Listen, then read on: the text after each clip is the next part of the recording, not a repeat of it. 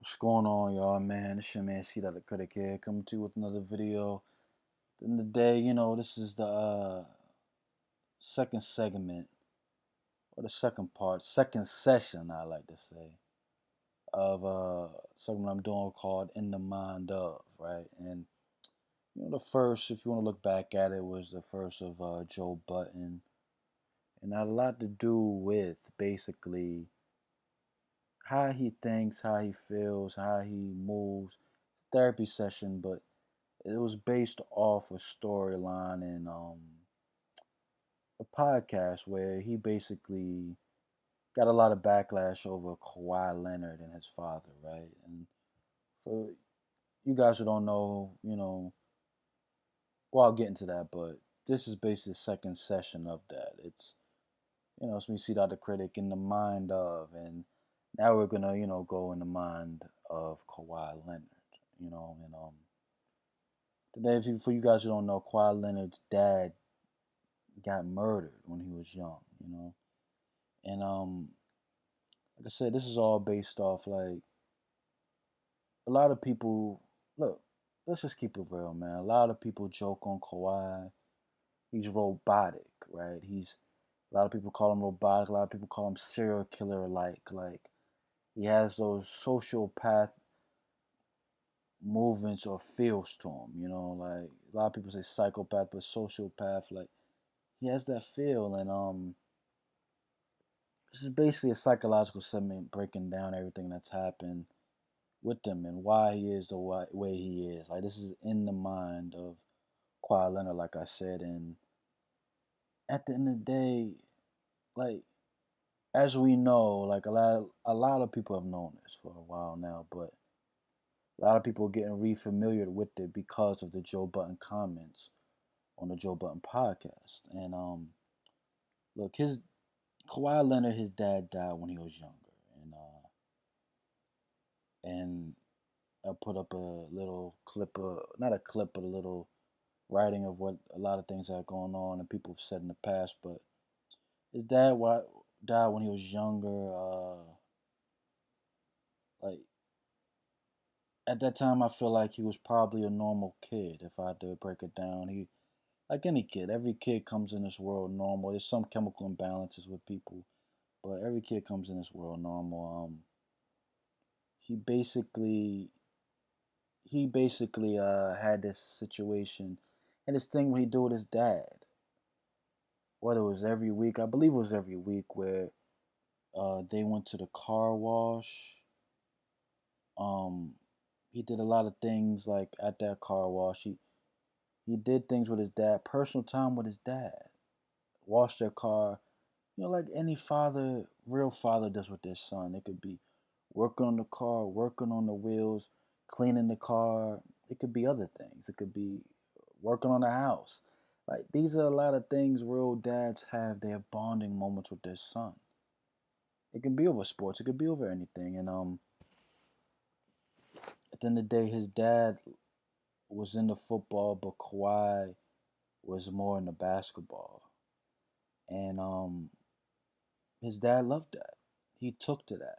He said, "Oh, he's into sports." Obviously, I guess his dad was into sports. Period. So, as a man, it's like as a man who loves your son, guess what? Majority of us love our kids to be into what we're into.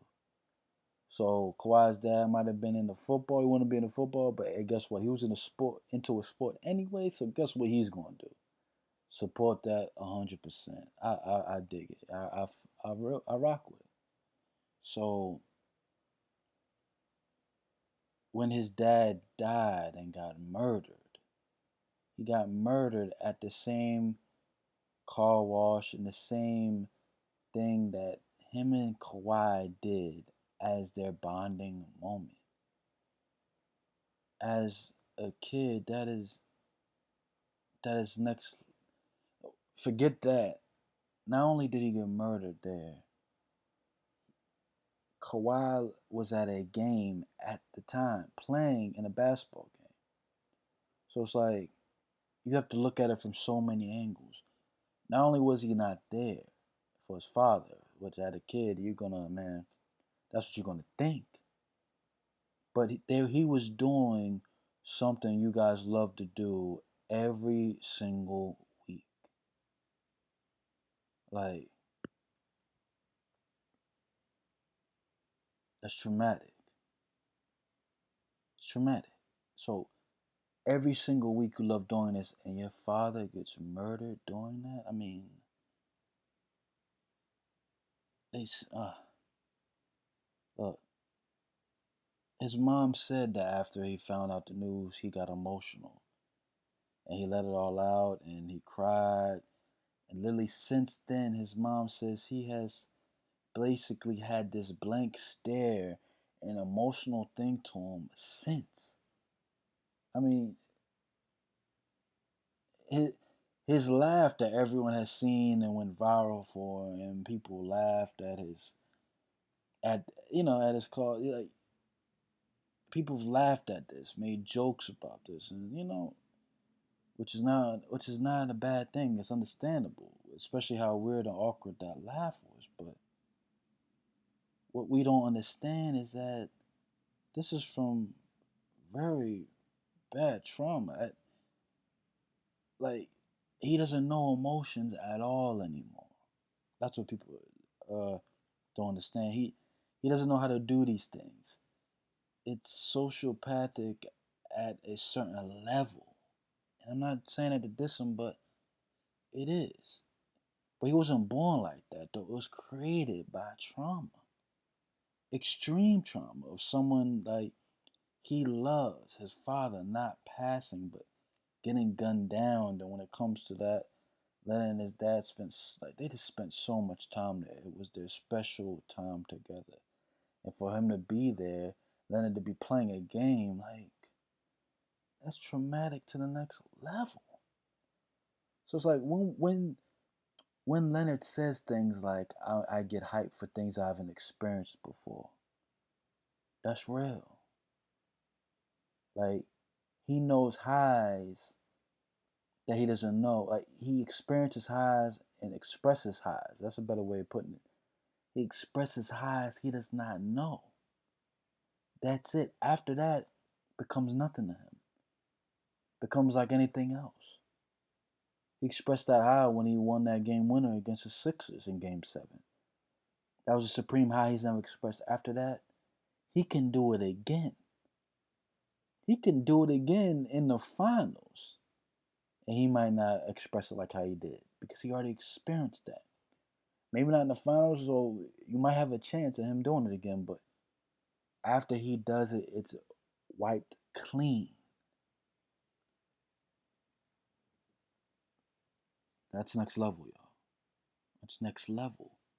That's next level trauma. This is in the mind of Kawhi Leonard. Like, since that trauma with his dad, he's not been able to function as a human being.